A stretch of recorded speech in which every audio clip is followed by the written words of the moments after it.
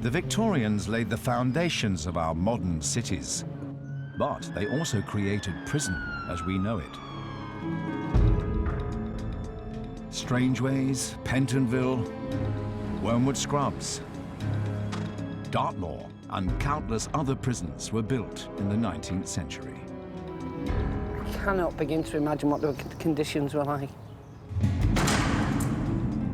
Just like prisons today, this monumental institution dealt with everyone from violent offenders. He was obviously a hooligan, and with a vicious temper. Yeah. To white-collar fraudsters.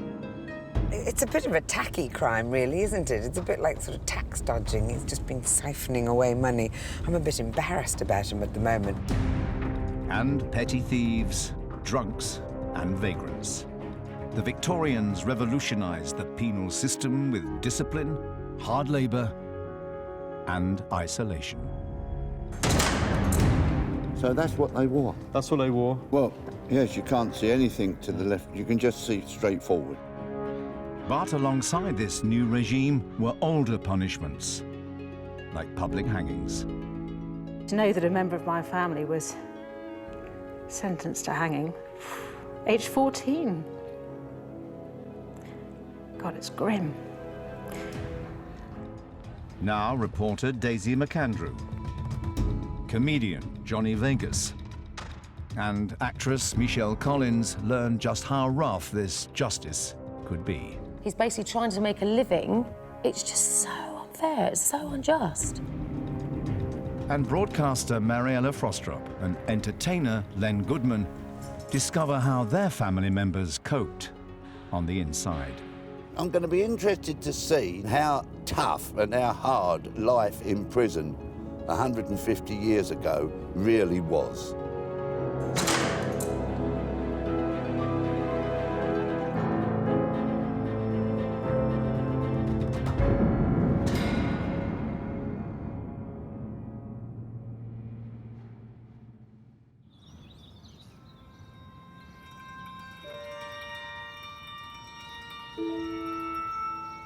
There are currently over 85,000 people locked up in Britain today. But 200 years ago, most criminals were either hanged or transported overseas. At the start of the 19th century, jails contained fewer than 10,000 prisoners, but these numbers would increase exponentially during Victoria's reign.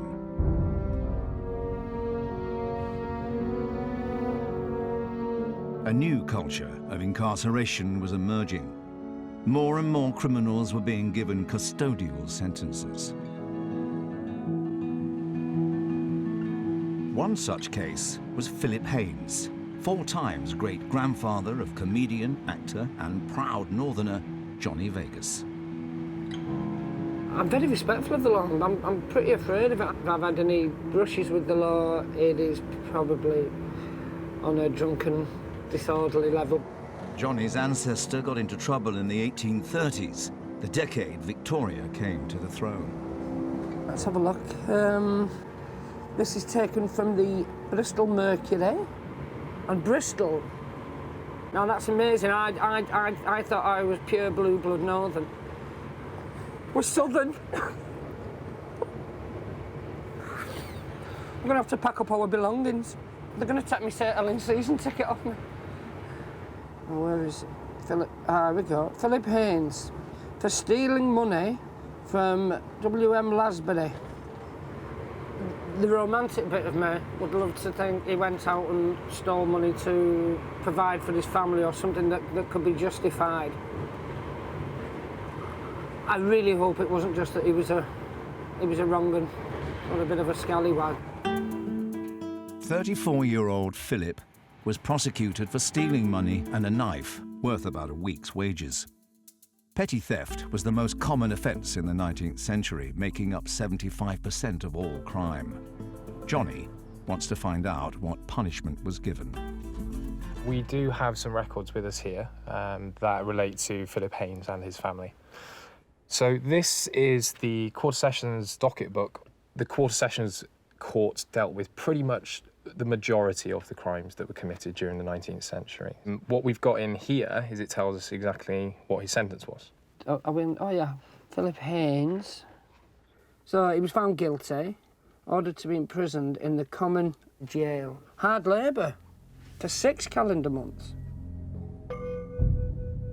I thought he got kind of a easy stretch, so he did hard labour. In the early 19th century, it was believed criminals had to be shown the value of working for a living. Prisoners could earn money for old rope by picking oakum or pulling apart tarred rope. But as the century progressed, attitudes changed and hard labour became something to punish and break a prisoner's will.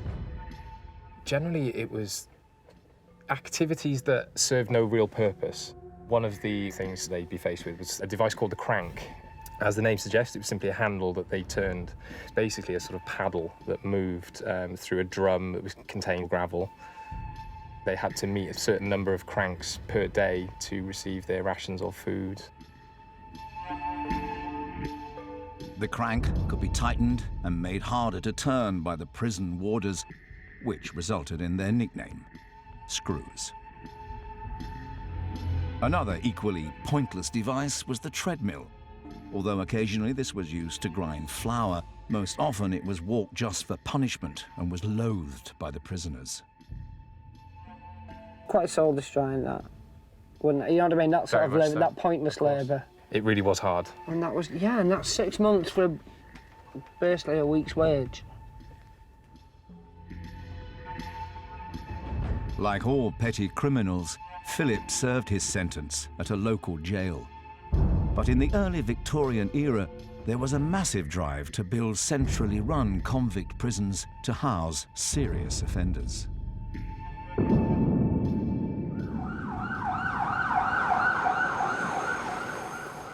Although violent crime wasn't as common as people thought, the Victorian press over-reported and sensationalized violence, just like today's media. In the 1850s and early 1860s, there were panics about muggings, even though the actual numbers were tiny. The newspapers loved to report a scandalous case of assault, which is why Len Goodman's family made headlines in 1862. Henry Blackhall, late of the parish of Bethnal Green, oh come on, unlawfully, maliciously and feloniously did wound the said James Blackhall. Oh, blimey. With intent to do some grievous bodily harm, GBH, So Henry, the son, has bashed his dad.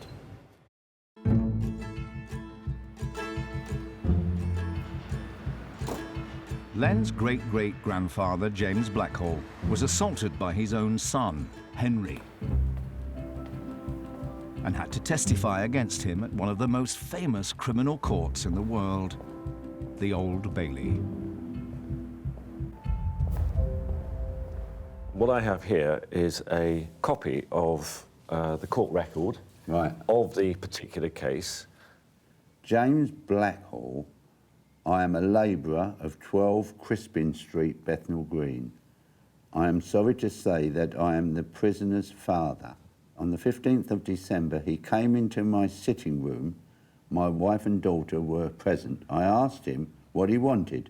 He said, "You old whatever, I will knock your brains out." He went into the back garden and came back armed with this pickaxe handle and swore he would bash my brains out.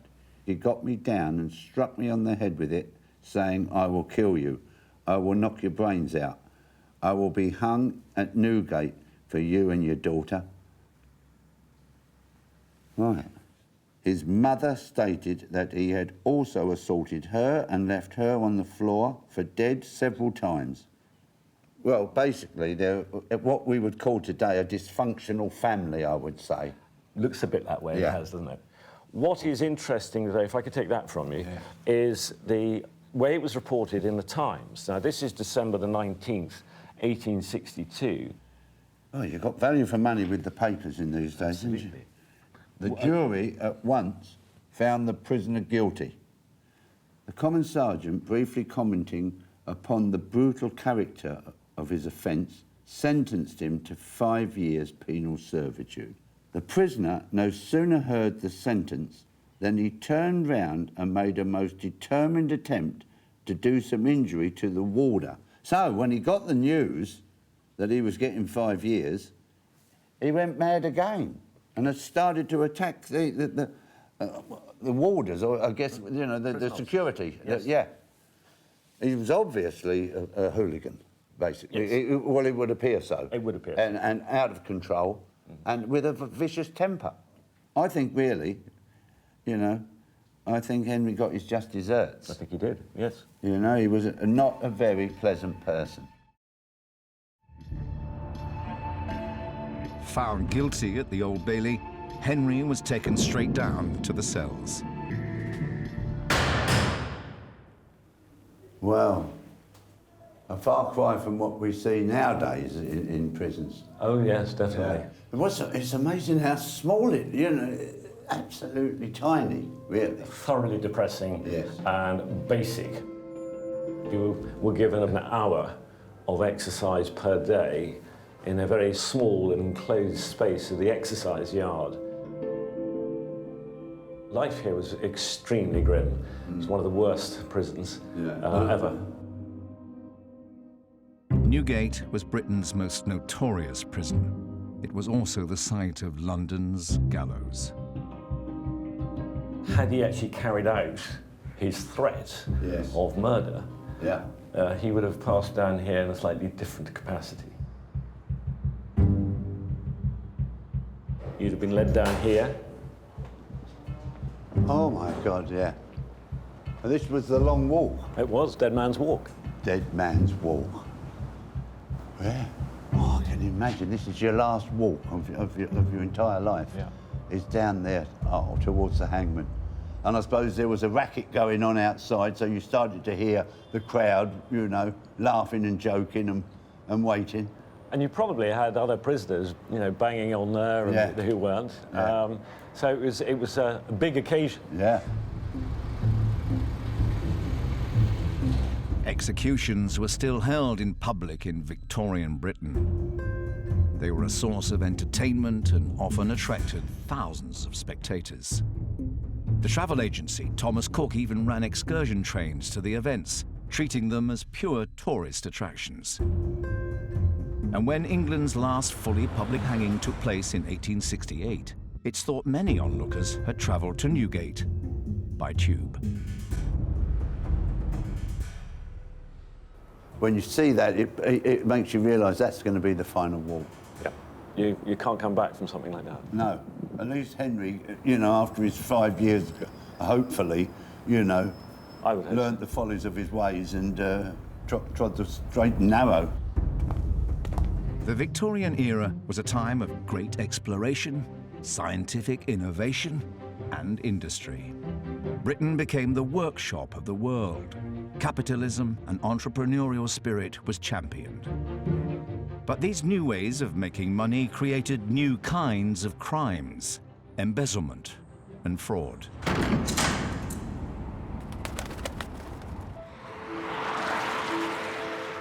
This is how journalist and broadcaster Mariella Frostrup's great-great-grandfather, William Martin Eckersley, fell foul of the law in 1876. It's a bit of a tacky crime, really, isn't it? It's a bit like sort of tax dodging. He's just been siphoning away money. I'm a bit embarrassed about him at the moment, but I'm hoping to find redeeming features in this ancestor. Eckersley was part of a new breed of Victorian entrepreneurs trying to make money off the newly emerging industries of steel, railways and shipbuilding in the boom town that was Barrow-in-Furness in northwest England.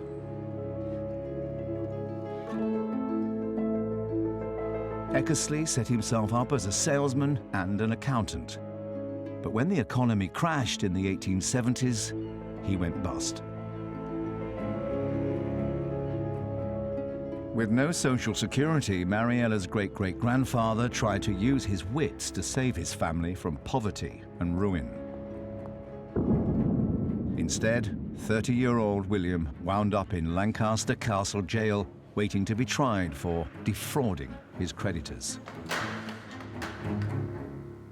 We've been able to find out what happened in terms of the trial here in Lancaster from 2 local newspapers. It's telling us that William has got his chum to rent a house to siphon off his property. So this is the stuff that he's removed, I presume, and they're saying that they chiefly contained wearing apparel, but there were also window curtains, blankets, sheets, towels, and counterpanes. The valuation of the goods amounted to £49, 1 shilling and 3 pence. The prisoner has a family of 6 or 7 children, and one box was almost exclusively full of children's clothes. Well, it's hardly a terrible crime, is it? Well, let's think about it. He's allowed to remove from his estate up to £10 of property. But in fact, what he's done, he's stashed away £49 worth of property. Yes, but of property, it's not cash, is it? Which is probably the equivalent of about £2,000 today. So he stashed away rather more than he was entitled to. But the newspaper reports reveal another side to the story. The prisoner had a fit of paralysis, oh my goodness, which entirely frustrated him and rendered his removal into courts impracticable. Look at how anxious that means he is. Absolutely. I mean, look at the state of the poor man. Paralysis. I mean, that's just terrible. The jury, after consulting with each other some time, returned a verdict of guilty. The prisoner was then sentenced to 6 months' imprisonment without hard labour. I wouldn't have said he was capable of hard labour as he was paralysed, and carried out of court, evidently in great agony of mind of body, and body. Body and mind. Poor man. Yes? Terrible. My fear is that he's a goner. He's paralysed at the age of 30. He's in jail for 3 months, which won't improve his health. And his family are going to be struggling outside of jail. He's struggling in jail. I'm not sure there's going to be a happy ending here.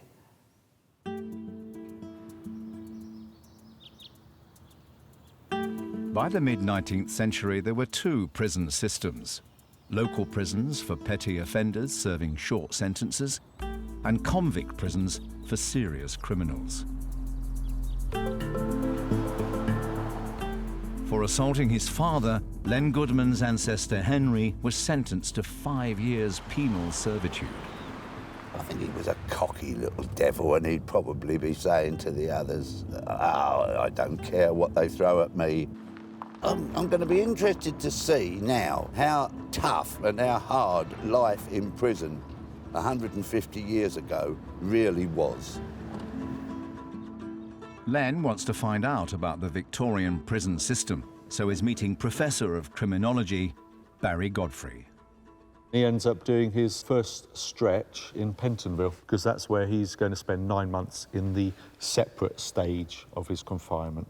So it's solitary confinement, basically, is it? Or more or less? It's pretty much solitary confinement. I've got a picture here. These are actually prisoners that are exercising at Pentonville. Oh, my good Lord. And they've got these weird hats on with the peak over their faces. I can show you one of those. Oh, yeah. That is horrible. May I try it on? You can, yeah. So that gives you a sense of what it's like. Well, yes, you can't see anything to the left. You can just see straight forward.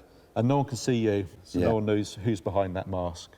And what was the purpose of that? Was it another form of punishment, or was it so that you couldn't wave, "Oh, hello, John, how are you?" Yeah, it's a kind of sensory deprivation is what they're after here. Yeah. So that you spend the whole of your time thinking about what you did wrong, Yeah. meditating on how you can turn your life around and reform.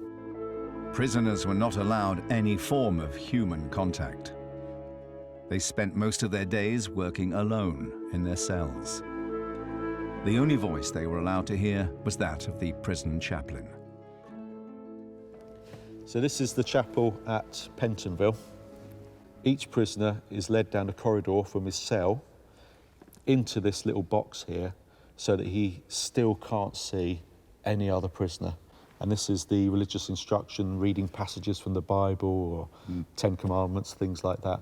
And that is the only form of communication that's allowed in the separate system. It's absolutely, it's a horrific, really, you know. It's astounding. Henry survives it, but lots of prisoners actually went insane and they just couldn't take it. Yeah, I would, I think. Solitary confinement now is the absolute last resort for the most hardened, horrible criminals. But that was run of the mill in those days. I mean, can you imagine being in this environment for 9 months? 9 months, that is a long time to be kept apart from any other human contact. That breaks them.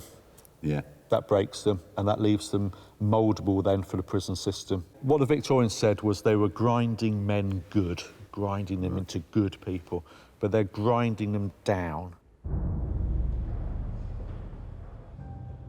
Victorian prisons used institutionalized psychological abuse. Many prisoners lost their minds and attempted suicide. The system was designed to strike fear into the heart of even hardened criminals to stop them reoffending. But most prisoners, like Johnny's ancestor Philip, were driven to crime by misfortune. Personally, this is something that was an opportunist crime to provide, but it must have been tough. There must have been a lot of people in there who weren't essentially criminals. Yeah, and certainly not hardened criminals. I think in Philip's case, the fact that we can't find any further records of him being in trouble would suggest that it did rehabilitate him. Yeah, or he didn't need rehabilitation. You know what I mean? If it was just something, if it was a moment of madness. Yeah. OK. The family were living in one of the poorest parts of Bristol, making it almost impossible to avoid a life of crime. But it wasn't Philip that next got into trouble, but his wife, Anne. She scrolled away at the bottom of the page. Sorry. It's a slightly different spelling of the surname, but it's She's the same been person. convicted. Right. Forgive me now, because I've come here to shed more light on it, and suddenly I've got a 4 times great-grandfather who was imprisoned, and Anne has been convicted of a crime, and I'd love to know what she was convicted of. I can't figure out who's the villain of the piece, maybe neither of them.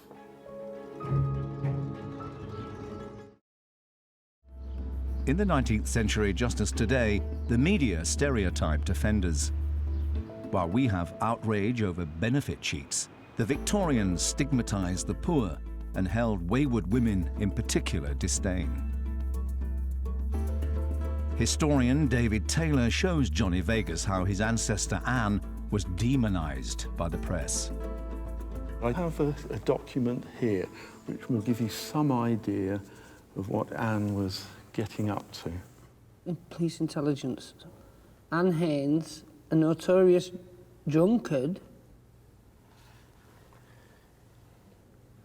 who has been repeatedly before the bench on charges of drunkenness and who has spent a great part of her time in jail. So she was a woman. I'm afraid so. This is not the first time. This is what, June 30th, 1855. Anne Haynes, an inveterate drunkard. So I know where I get it from now, don't I? What's this about? And then I'm afraid that's... Police intelligence again. And 2 years later, Anne Haynes, a notorious old offender who only came out of jail on Tuesday, was charged with being drunk and disorderly and assaulting PC 213. Practically got out of jail and just gone straight out and got hammered again, isn't it? The newspapers reported Anne going to jail over 100 times. 1861, March 25th, just unbelievable. Anne Haynes once more. Yes. Anne Haynes, a most notorious female drunkard, was brought up charged with being drunk and incapable in Frogmore Street this morning. The bench said they would give her one more chance and they therefore discharged her.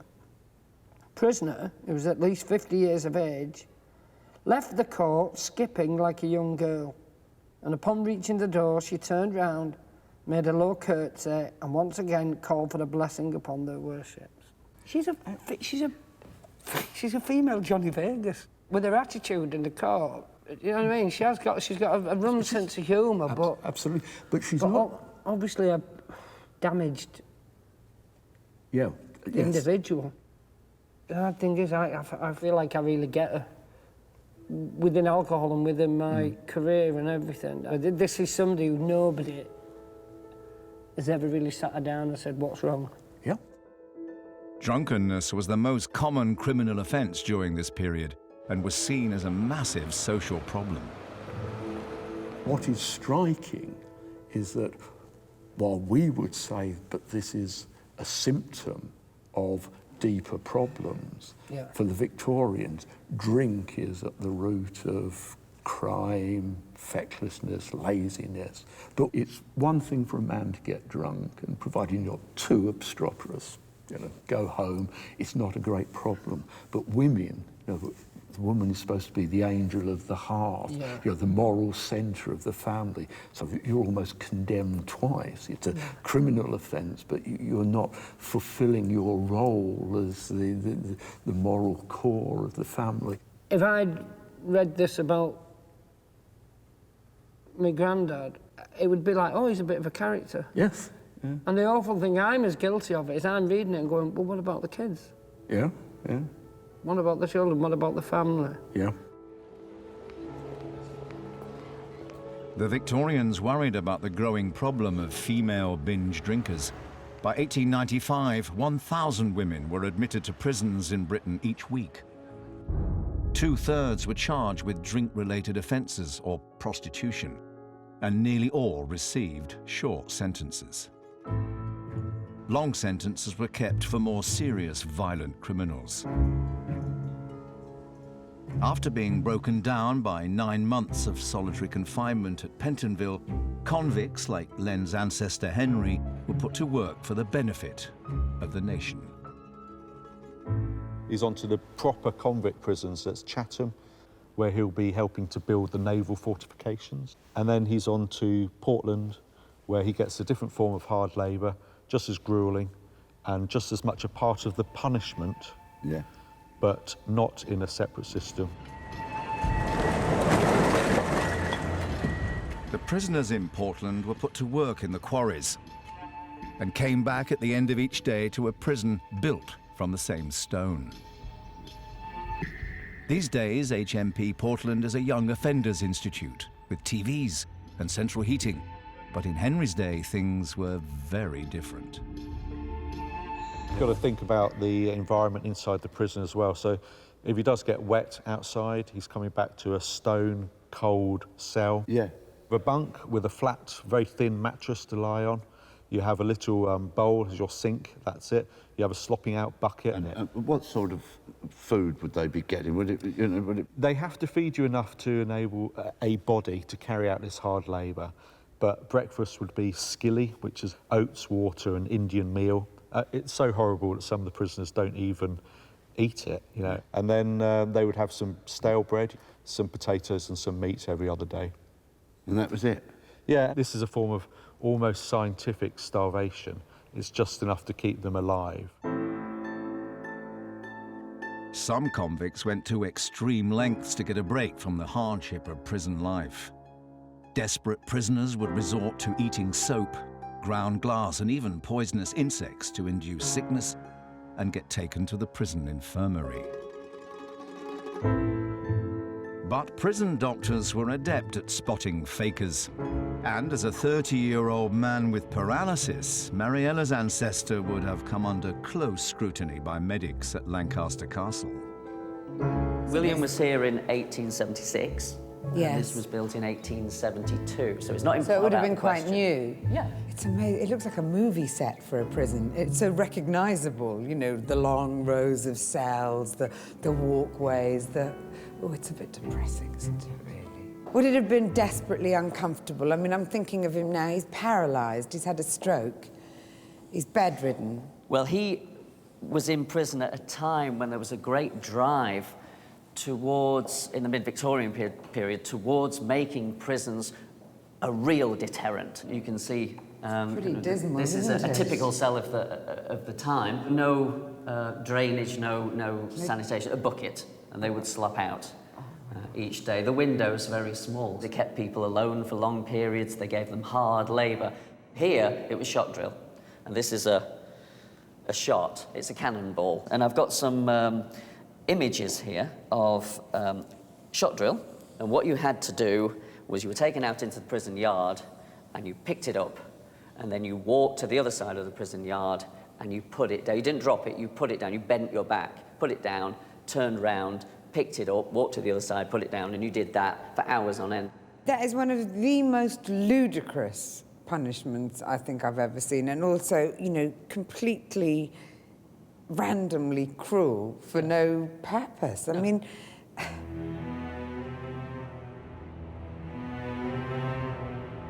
By the late 1870s, the Victorian prison system was in full swing. Even local jails were now under control of the Home Office, and the first Commissioner of Prisons, Sir Edmund Duquesne, wanted the harsh penal regime to realise its full punitive potential.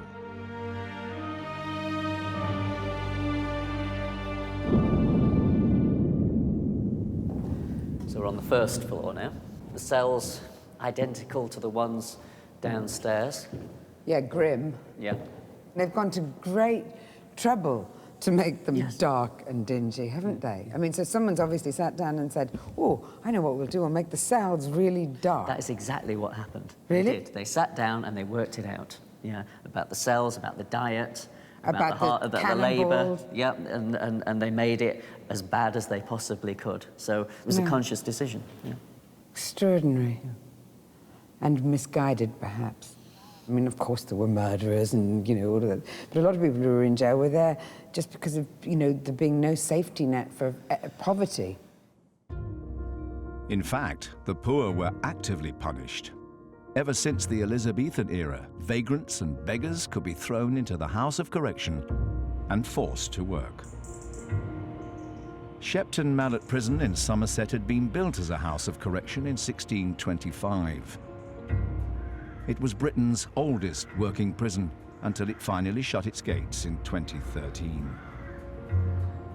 Johnny's visiting because in 1867, his ancestor Anne served time here for being drunk and incapable. I'd made a career and been lauded for sending up what was a desperately sort of sad outcome for Anne, you know what I mean? She was actually living it. I've made a joke of it, but she is fundamentally institutionalised.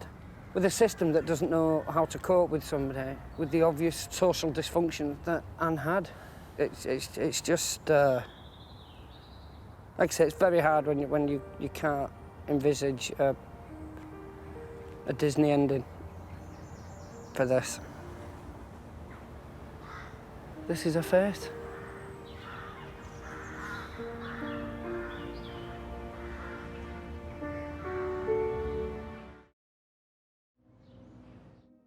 Just as today, most women in prison in the 19th century were petty offenders, trapped in a vicious cycle of deprivation, addiction, and crime.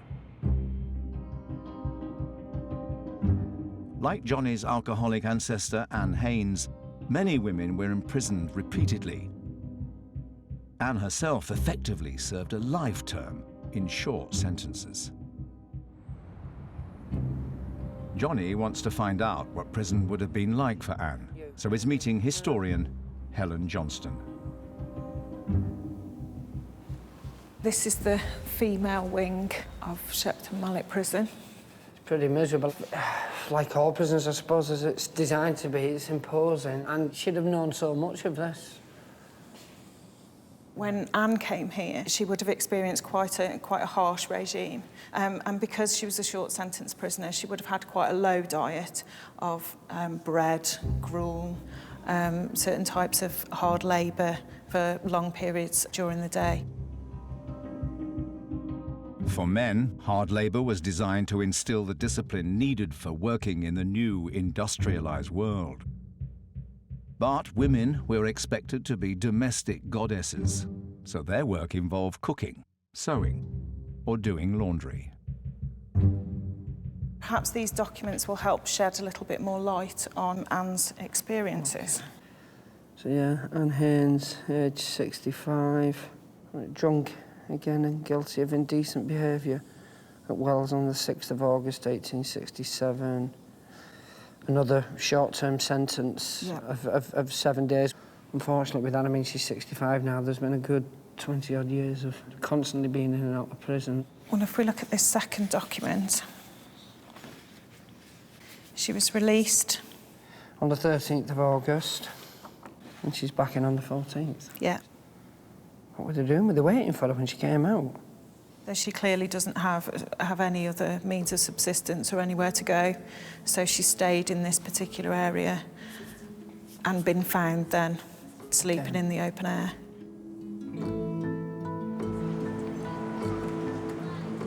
The 1824 Vagrancy Act had made sleeping rough a criminal offence. This law has never been repealed, and in recent years has been used by the police to sweep the homeless off the streets. Anne was trapped by a system that punished her for being poor. It's a system that doesn't work, isn't working for her, but then she's got absolutely nothing to lose. Yeah. Perversely, she probably, coming in here, she got some shelter, and as bad as the conditions were, yeah, she got fed. Yeah. And she had, she had a roof over her head. Yeah. What a life when, no matter how harsh they're trying to make it, yeah, that is still, you know what I mean, one up from sleeping rough. Yeah. This document might help to explain how Anne's life became so difficult. Oh, gosh. So Philip died. I thought she'd just abandoned him. Well, they had nothing to start with, you know what I mean? He went to, he was done for petty. He thought, oh, God, he just never had a life to start with. Anne spiralled into this particular cycle of kind of drunkenness and vagrancy. It seems to have been triggered after his death. So it's basically that, isn't it? She's lost her husband and then turned to just drinking and grief. It just breaks your heart to think she might have been fundamentally grieving for 20 years. Is it wrong to feel better that there's some justification for the behaviour, even though it's the fact that she's lost her husband?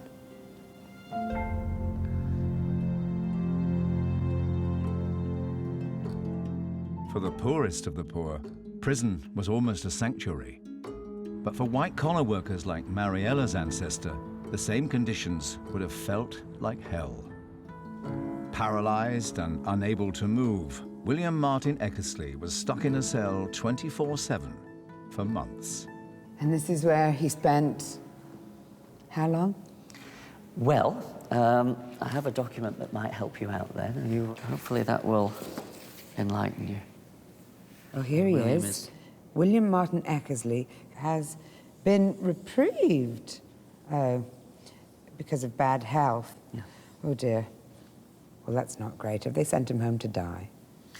Well, really what you can see here is probably expediency over leniency, because he's still paralysed, he's in a very poor state of health. He would have required looking after. Yeah. And they didn't have him, they didn't want to have the hassle of that, I presume. That's very bad. He's clearly not getting any better. No. Prisoners received no support on release, but within 5 years, William had turned his life around. This is a census return. From 1881, and here he is, William M. Eckersley. And does it list a profession? He's a what? Is he an officer? A school board officer. A school board officer. He's amazing. Yes, he's doing rather well now. I mean, he's managed to take himself from criminality to the height of respectability. Yes, yeah. What a character. And it would seem no more problems with the law after that brush at 30. So perhaps the old Victorian prison system did have an impact. Yes, it clearly had a profound effect on him. Good on you, William Martin Eckersley.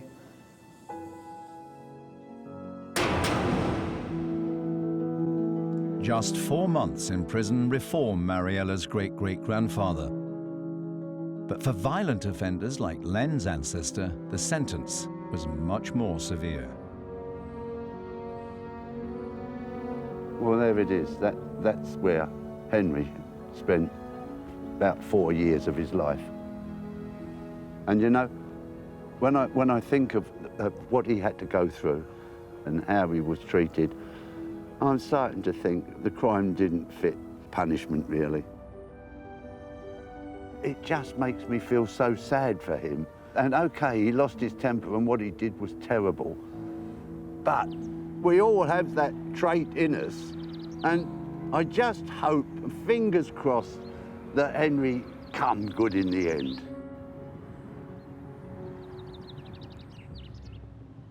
At least as a first-time offender, Henry had a chance to turn his life around. But Johnny's ancestor, Anne Haynes, never broke the spiral of poverty, drink, and prison. Johnny wants to find out whether Philip and Anne's children escaped this life of crime and punishment. Your direct ancestress, Marianne Haynes, she actually married here in Bristol 3 months before her father, Philip, died. And I've been able to track them down in the 1851 census. Okay. Can you find them? They're here. Oh, yeah, yeah. So, Marianne. Now, do you see where they're living? Leeds? Yes. Wow, so that would have been a big move out of the area. A huge move for them. Here's Richard, her husband, and do you see what he's doing? He's a glassblower? Yeah. I take it that would have been a good profession, that would have been... Yes, he was a skilled workman. Marianne sort of married well. She has, and this is the beginning of a completely different life from the one that her own mother had. I was dreading you sort of telling me that this had been passed on. They moved away from the unemployment, from the inner city poverty, and they've forged a new life for themselves. 30 years later, the 1881 census. Look where they're living. Ah, St Helens. St Helens. So that's how we got here. Wow. And this is the family. There you go. Everson. Now the pennies just dropped. I've heard my mum speak about the Everson. Yes. They're her ancestors. So she's 53 and... Well, it's lovely when you consider where Anne was at that age. Yes. You know what I mean? Where her mother was. Yes. Oh, God love her for getting out. Sadly, Anne's criminal record was not unusual. 40 years into Victoria's reign, there were more habitual offenders than first-time offenders. It was only by moving away that Mary Ann escaped the vicious cycle of poverty and prison her mother Anne had been trapped in. The next time I go out on stage, I'll go out there for Anne and give him some welly. But then when I go home and tuck my son in, do you know what I mean? It'll be... You'll be Marianne. It'll be for Marianne. Oh, thank you. Bless you.